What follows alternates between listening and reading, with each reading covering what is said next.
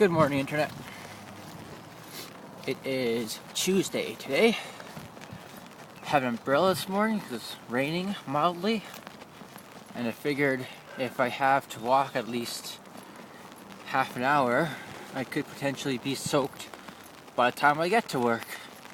And working in soaked clothes, definitely not a good idea. If it's supposed to warm up by this afternoon or something, and had I walked to work in the rain, I would probably be dry by the time I got home. But I mean, there's no point in that really. So, yeah, umbrella.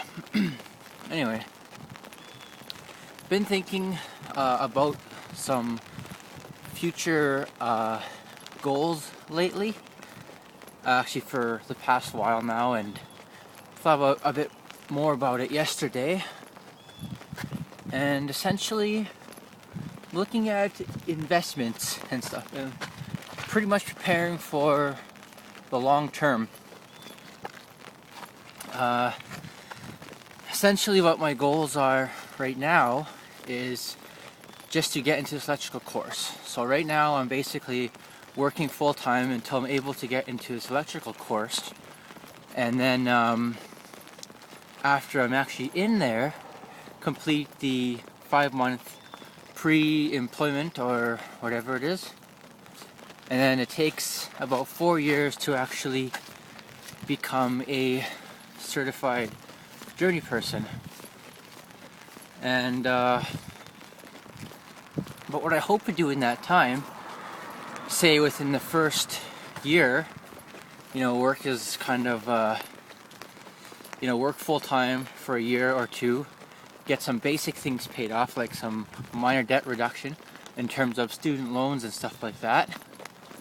And then also save up some money to go back to school to finish off my CST program, which I still intend to do. So when everything's all... And I could actually pick up where I left off in that program too, so it's that's kind of cool. I think as long as I do it within a 5-year window. But, so that's my plan, is to basically finish the electrical pre-deployment and then go back to SciAst and complete the CST program. So then I'll have a trade certificate and a actual other certificate for a technology program. More along the lines of investing. Essentially, if you look at it, it's cheaper to buy a house in a small town than it is in a city, obviously. And basically the rates at which houses tend to appreciate, it's also a good thing. So I'm thinking more along the lines of, rather spending $200,000 and upwards on a house in a city here, it's way cheaper to get a house in a small town, have it paid off in a faster amount of time, and then, you don't necessarily have to live in that house per se. Once it's done, you could rent it out and earn profit off of it that way. So that's kind of one direction I plan to head in. And so yeah, that wouldn't be talking about 5 to 7 years payments. Like, houses in small towns are, not really that expensive. Just going off of other sort of studies I've done and people I know that I have houses in small towns. My parents are one of them, so I'm able to get access to basic, current market information and stuff like that, and make estimates and stuff based off of that. But that's pretty much that. And like I said, so the small town I'm thinking of in particular, rent right now for an entire house is about $500 per month. And a mortgage payment over a 7-year span is typically a lot or could be less than that. So, you know, making a house payment for 7 years, having it paid off in 7 years, then collecting rent off it for, you know, another set term until you plan to sell it or whatever, or change up or something, it could be quite profitable. And then when the house is actually owned, 100% paid off, you could use that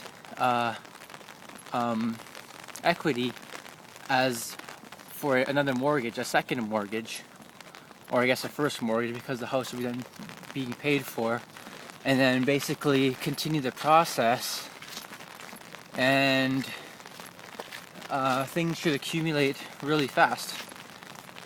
You know, minus the fact that you gotta repair a few things here and there as it comes with the house and that stuff, but that's pretty much a given. So,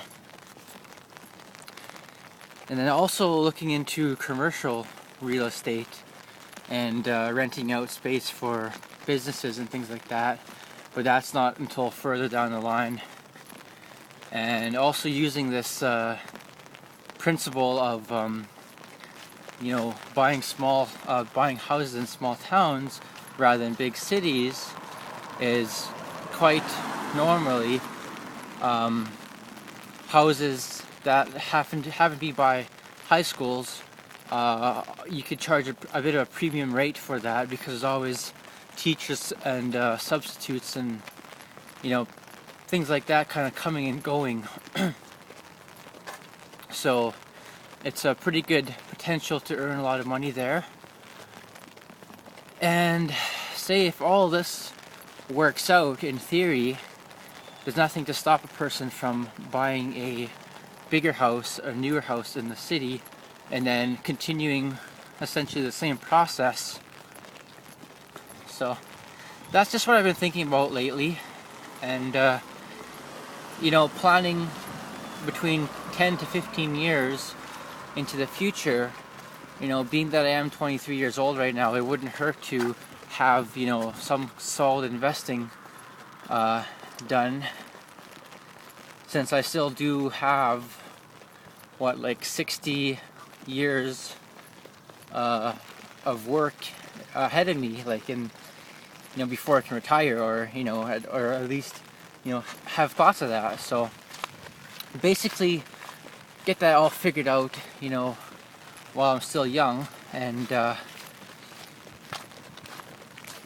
yeah, and then that doesn't, you know, doesn't also take into fact that there's other sources of revenue that I have planned too, from software development, mobile app development, things like that. But that's a whole other topic.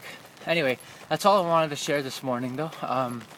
Hope everyone is having a great day, and we'll see you tomorrow. Bye.